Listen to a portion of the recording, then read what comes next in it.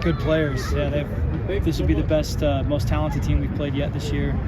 A lot of team speed, and they're tough and really well coached. They've had some struggles stopping the run. You guys got to keep your guys humble on that because, as you said, they're pretty talented. That's all we talk about every week is 1 week at a time, be humble and learn. You know, we're trying to learn from everything we can do better each week.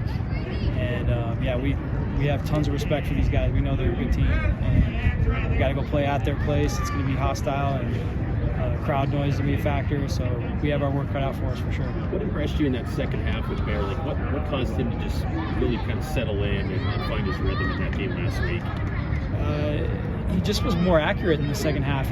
First half, he made great decisions. That's why I wasn't worried. You know, the point total, I don't think, at halftime didn't reflect how well we were actually playing. We were moving the ball, executing very well. And Bear just missed a couple of open throws that would have been touchdowns. You know, the first play of the game should have been a touchdown, and he just missed it, and that's okay. A couple other plays in that half where he was just a little off. He was going to the right guy and doing the right things with the ball, and we were just a little off.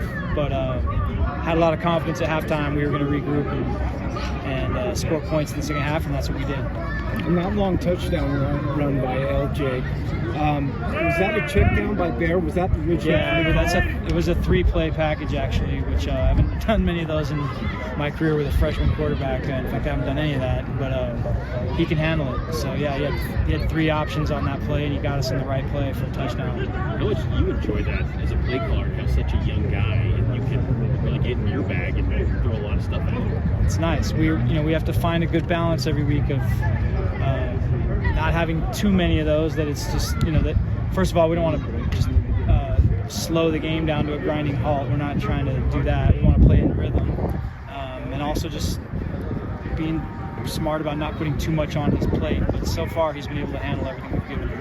There's been a lot of talk about all the changes between both of these two teams since they met 9-10 months ago in that bowl game.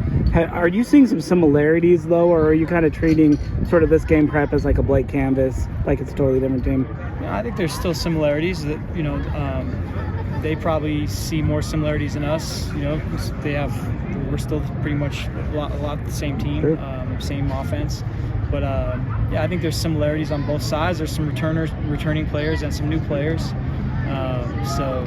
It's an interesting matchup, but there's some good players on that field that we played against last year that are still out there, so it's going to be a tough game.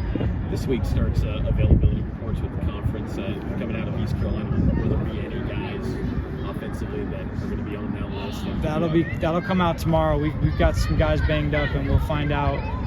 We'll hopefully find out in the next 24 hours who's going to be available and who's not. But we took a few lumps in that last game. How have you felt about the amount of contact that Bear has taken through the first 3 games on the quarterback runs in particular? Really good question. Bear's a physical player, and he likes contact, so we have to be smart about managing that. And I think so far we're finding the right balance of, we're mixing in a little bit of QB run when we feel like it can help us expose the defense, but we're not going to be reckless about it either.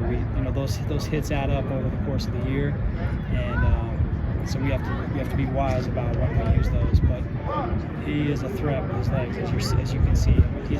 He's a very good runner, and the threat of that, I think, forces defenses to account for him every play, and then I think it's been a factor in why our passing game opened up last game. The first two games we didn't need to throw.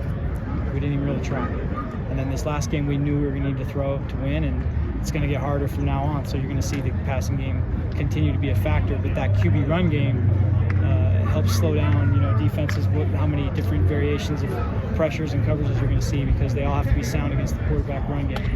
Hey, in that ECU game, how was your run-pass ratio as far as, did you hit the numbers you were looking for as far as run to pass? We don't really have one.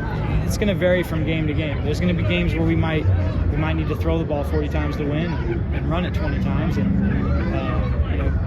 we want to be a balanced team, okay? But from game to game, those numbers could sway either way based on the matchups, based on the score. If we're ahead or behind, and then it's going to vary from week to week. What's the readiness of the hunger of this offense to chase another Big 12 title? You guys got so close last year. Yeah, we're just focused on winning this game this week. I think the only way, that's in the back of everyone's mind. I think every team in this conference wants to win the conference, and the way you do that is you stay focused on the task at hand. Just win this week. Go 1-0 this week. We haven't won a Big 12 game yet, so right, we're 3-0, but this is our first Big 12 game, and we want to get in the win column. Bear's been really good at one of your main tasks all the time, taking care of the football. What do you attribute that? Like, what's Bear doing that's where he's just at a high level taking care of the football? He showed it in fall camp. He's an excellent decision maker, and I think we try to our scheme accounts for that. I mean, we have a lot of different pass protections, and we give people a lot of different variety of looks, and try to make it hard to get to our quarterback, and then we have a good run game, and those things both help the quarterback, but most of all, it's just he's a good decision maker, and he's doing a great job protecting the ball. Any other questions? One more thing for me, Coach. Yep. Kalani's got a well-documented connection to Coach Prime. Have you ever had any sort of connection to Prime at all in your coaching career at all? I haven't, but I was a huge fan of him as a player, and I'm a big fan of him as a coach. Super impressed with everything he's done there, and he's a flashy player, but he's an old school coach, and he's running an old school program. Those guys are tough, they play hard. At the bowl game, all of our interactions with their team, they were all class. I have a lot of respect for these guys, and tons of respect for Coach Prime.